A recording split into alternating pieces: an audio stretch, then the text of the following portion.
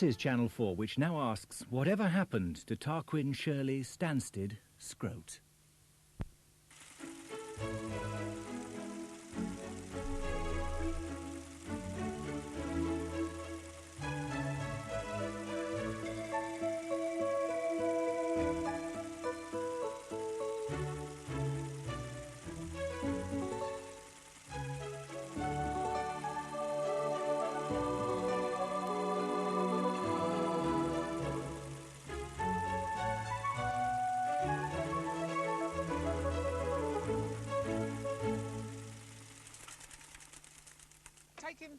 Take him back a bit. I'll help.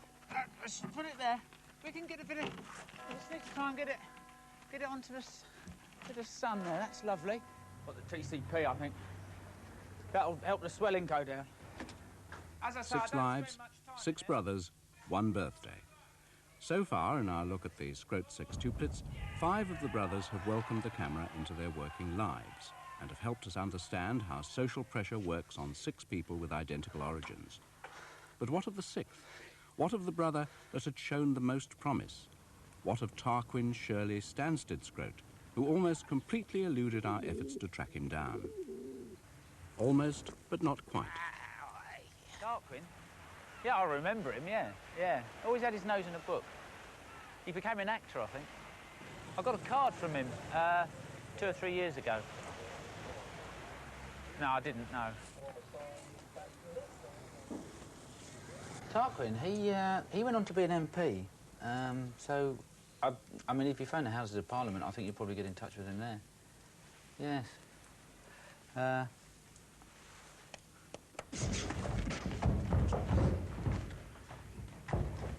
Tarquin, yeah, he used to write a lot. He used to writing and running. I thought things all the time he was running and writing. Look at that over there. Tarquin, yeah. He became an MP, didn't he? Yeah. I heard that he had some sort of scam going on with the canteen at the Houses of Thing. Yeah. Don't say I told you, but... Got to eat bananas. I saw him on the telly a good couple of years back. I think he's an MP or something, isn't he? Ow! Good morning. Yes. OK. Wrong bank. Oh, yeah, wrong bank. Sorry, my mistake. Yeah. It was Tarquin was following what he called his quest, the search for a deposit account which Tarquin is convinced he once maintained in a high street bank. The only question is, which one? Yeah, this is it. Where? The 2 digits in the account number were 7 and an 8. Is possibly just having a look? It's just... Yes? A bank account. If you can take a seat, I'll be with you in a second. Scroat. There was 7 and an 8 in the account number. I'm sure I left the money in here, because I remember seeing this lady. These seats were round the other way when I was here last. There was a seat here. That's why I've an idea. Scroat's the name. Felchcombe and Thorpe. I think I'll go and have a lie down. What happened? Where did the Scroat family's brightest prospect go wrong? Yeah, it was this one. I used to live here. I've got all the flowers in now. Here it comes. It's great. Just hold it there, please. Please, just Really, come on, I'm sorry. Come on, There's nothing I can say. There really is nothing. There's nothing I can say now. It's just It'll be in a statement. It'll be in a statement. I'm sorry. Thank you. Sit. Get down. Good. They've got a dog now. They've changed the carpet. Don't like the carpet. Dustman's bin. I wonder if the Colonel's in. In 1979, Tarquin Shirley Stanstead Scroat graduated in philosophy, politics and economics from Oxford University. And as editor of the university literary magazine, his creative talents went from strength to strength. You haven't got the price of a cup of tea, have you? You haven't got the price of a cup of tea, have you? No. Vote Conservative. It came as no surprise to his family and friends when Tarquin, with consummate ease, turned his hand to politics. In his first attempt at winning a seat in Parliament, he was returned as member for Felshcombe and Thorpe with a surprise landslide majority. I therefore declare that Tarquin Shirley Stanstead Scroat has been duly elected to serve as Member of Parliament for the said constituency. Good to say a few words.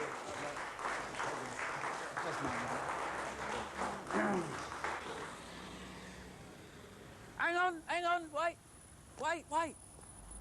Now, come on now. His genius, it seemed, knew no bounds. Known for his brilliant discourse and tenacity, he also found time to write a 650-page novel. Although critically acclaimed, Tarquin's book was not an instant success with the public. But although Tarquin took this in his stride, he was unable to calculate the impact of what was about to happen. All right. 4 members of Parliament were implicated in the affair, but Tarquin Scroat, as the Member of Parliament last in, found himself in the unenviable position of being first out. Tarquin Shirley Stanstead Scroat was the scapegoat. He was forced to resign his seat, but Tarquin, well known for his resilience, took the unusual step of suing the government for loss of earnings and defamation of character. It was clear from the outset that Tarquin's case was hopeless, but as a matter of principle, he insisted on seeing it through to the bitter end. Sorry, Mr. Scroat, can't make any comment on that. Are you upset about the way the government's presenting its case, Mr. Scroat? Please, Mr. Scroat. Would you like to have a statement, please? Mr. Scroat. After 6 appeals, the loss of his house, the liquidation of TSS Scroat Paper Shredding plc, and the sale of the copyright in his novel to the highest bidder, a well-known show business personality, Tarquin Shirley Stanstead Scroat disappeared.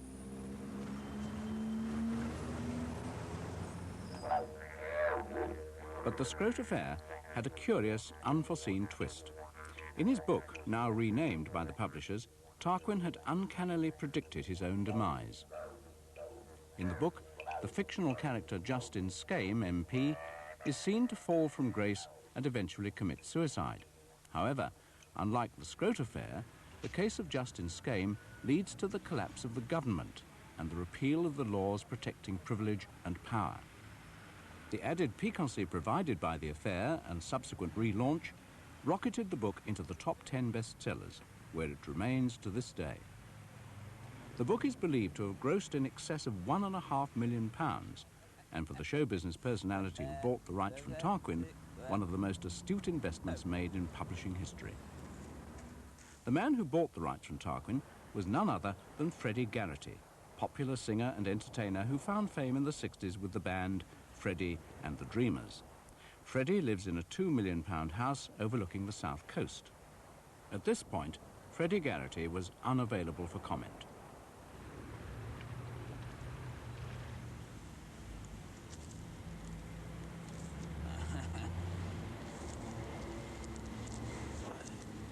It's Wednesday, 10:30 a.m. We found Tarquin down on the embankment.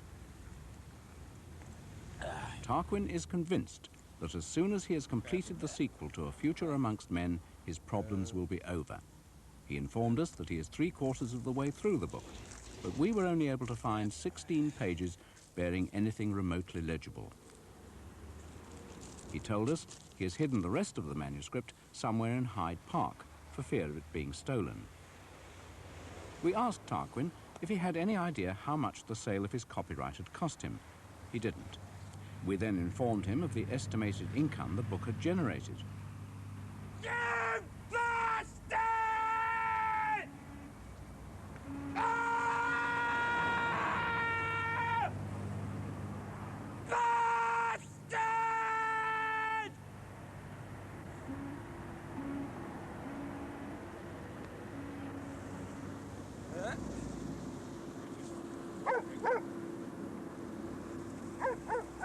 Although Tarquin sees the new novel as the way out of his personal and financial difficulties, Channel 4 decided to step in, and on his behalf made contact with Freddie Garrity.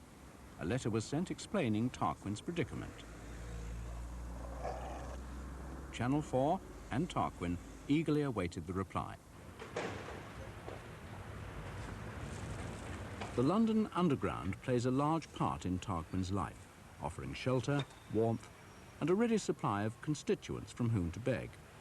Not only that, but Tarquin has learned over the years that there's more chance of a peaceful night's sleep in the relative calm of the suburbs.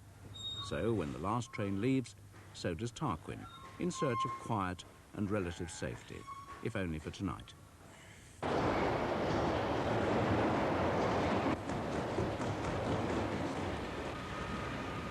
London Transport are largely tolerant of people in Tarquin's predicament. They acknowledge that no one is too rich or too powerful to fall by the wayside.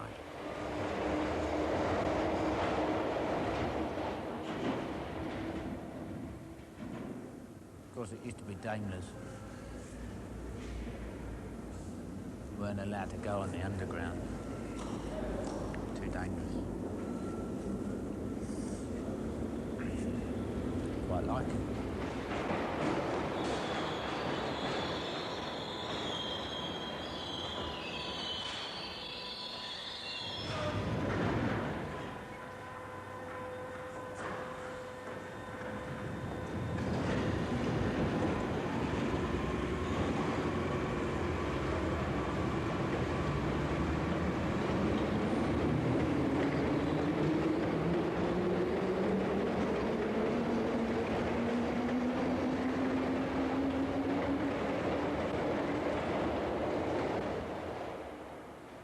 It's 7:30 a.m. Another day breaks in the peaceful suburbs of London. Poised between the heady West End and the rural home counties, this rich hinterland is home to millions of men and women. Some have families, many have jobs, and most can look forward to a bright and prosperous future.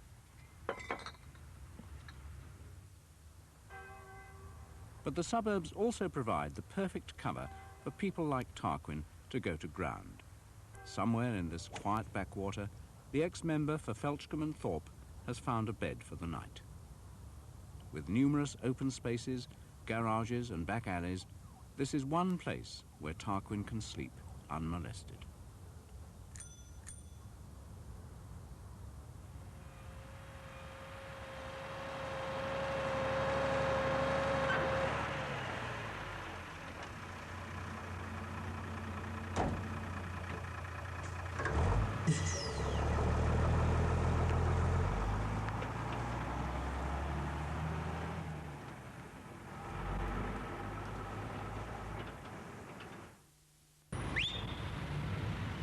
It's Thursday, and still no word from Freddie Garrity, the 60s pop star who owns the copyright to Tarquin's bestseller. While awaiting a reply, Tarquin took us on a guided tour of the scenes of his former glories. Glories which, if Freddie Garrity so decided, could one day return to Tarquin's grasp. Yes. Tuesdays and Thursdays we used to come here. Tea and sandwiches. They got the dining rooms made out like, it looks just like the, where was that place? Versailles. Something like that. It was lovely. Dining room. We'll go down and have a look where I used to sleep. I used to... Huh? Come on. Huh? I was... Just a cup of tea. Just go... Do you remember me? Tarquin Scroat? On your bike, come on. Felchcombe and Thorpe. On your bike. MP. Used to... A couple of years On your ago. bike. Used Come to be on. here. Just a cup of tea. I'm just showing these people where I used to drink. No?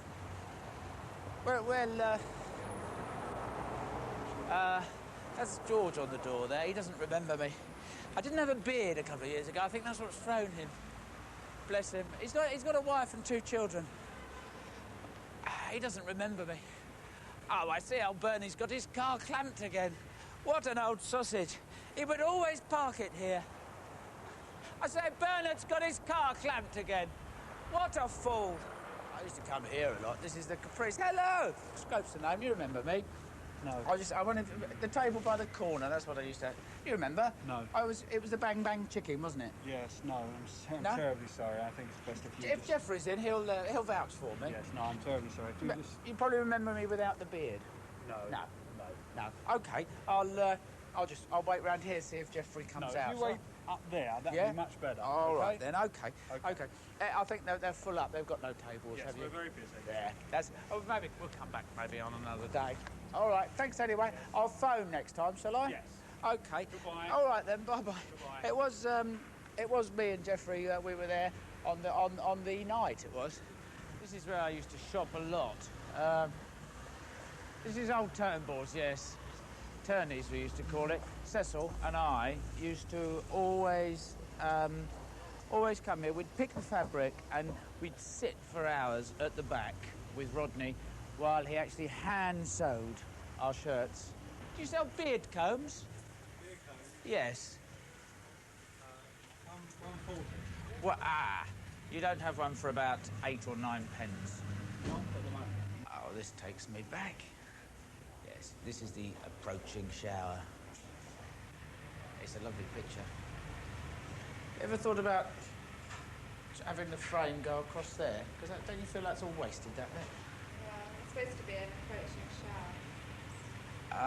Not approaching cows. The smaller ones, presumably they'll be cheaper, won't they? Not necessarily, but No. this one is. Let's have a look. Right. 4,800. Where's the best place for, would you think, to hang one of those? In a bank, probably, eh? You don't lease them or loan them out, do you? No. Not a borrow. As I say, it's the small pictures are the ones, because I'm a bit mobile these days. Do you sell the little hooks for hanging them as well? No. I'd have to go to a different shop. Hello, there's some money in there. So near yet so far. I just dropped 2p in there. That's annoying. I need a stick or something to get that out. I'll bring it back. Yeah. Oh, lovely. Cheers, pal. Thanks a lot. It's I only need another 28 pence, and then I'm down to Fortnum's. We're down to Fortnum's, are we? Yeah, I'm nearly there now. I say I only need another 20 pence, and I'm down to Fortnum's. Every Thursday, me and Binky, we'd pop down here for our weekly crabbing aspect. Might be changed circumstances now, but you can always find enough money for a crabbing aspect. That's what I say. And the thing is, it's nutritional. Bananas are all very well, but can't beat a bit of crabbing aspic. And once you've finished it, it makes an attractive ashtray. Good morning. Oh. There was still no sign of Tarquin's deposit account, nor was there any reply from Freddie Garrity. Accordingly, our crew decided to confront Mr. Garrity directly at his home on the Sussex coast. After we explained Tarquin's predicament in some detail, he agreed to speak to us. Yes, I did help Tarquin out of a difficult situation. I was under the impression I was helping him. But you bought the copyright of his book, which then went on to take £1.5 million. I took a gamble, and the gamble paid off. I'm sorry to hear him now on his uppers. I'll do what I can to help.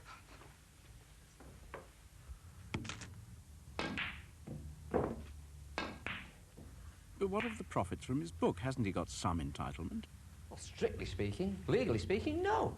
I mean, I bought him out fair and square. I can speak to my advisors, and I'm sure they will try to help the situation. I mean, I'm not a callous man. You have to excuse me. Phone. Ow. Ow. Ow.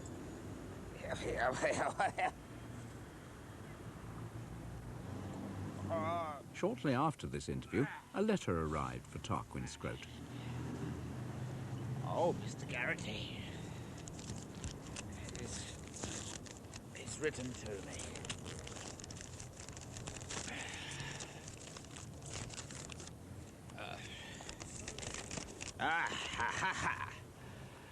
Tarquin Scroat. You're 18 pounds? 18? 18 pounds?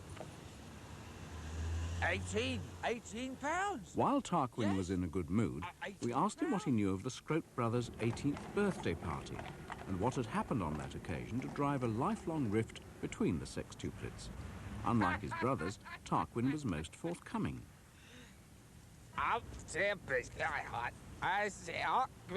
got this. Get up.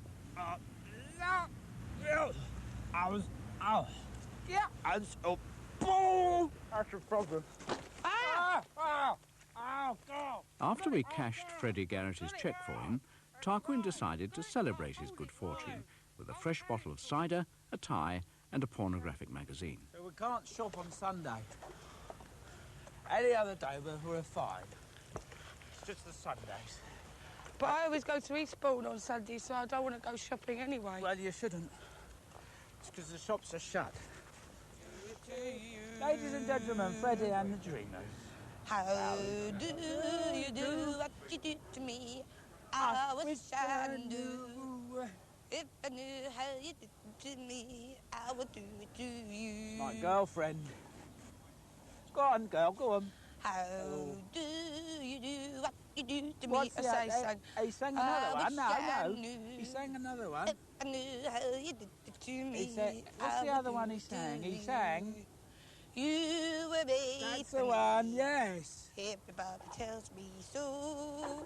Like the birds, the bees, the moon, the sky. Everybody tells me so. You were made for me. Everybody tells me so. Yes, they do. You were made for me. Like the birds, didn't he sing that the bees. Tears for Souvenirs as well? No, he didn't. He didn't. Oh, Piss off! Piss off! Piss off! Piss! Piss! Piss! Calm down, calm down. Steady. Steady yourself. Piss off! Come on. Piss off! Piss off! Piss off! Bastard! Calm down. Calm Piss down. off! We'll have a drink. Piss off! Oh, Piss off! Bastard! Bastard! What we were witnessing was typical of Tarquin's condition, the violent mood swings and memory loss that are symptomatic of delirium tremens.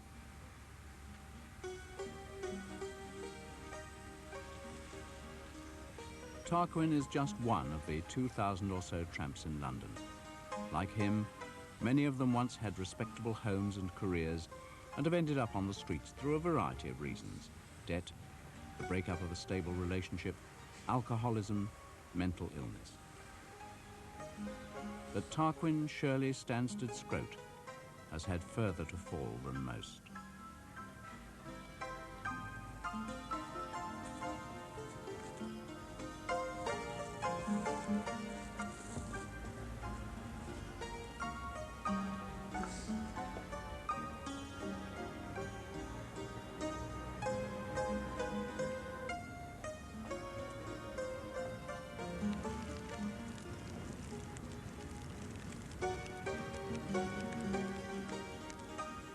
The Embankment, early morning. After the previous day's levity, his depression deepened, and Tarquin apparently sought comfort in surgical spirit. He then lit what was to be his last cigar.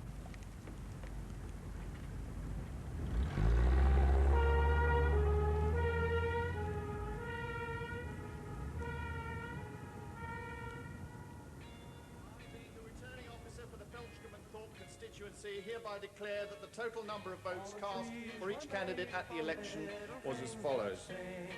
Frederick Arthur Cooper, 1,260.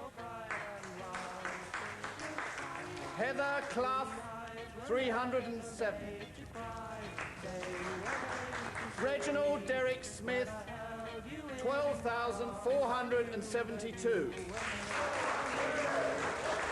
Tarquin Shirley Stansted Scroat, 14,893. I therefore declare that Tarquin Shirley Stansted Scroat has been duly elected to serve as Member of Parliament for the said constituency.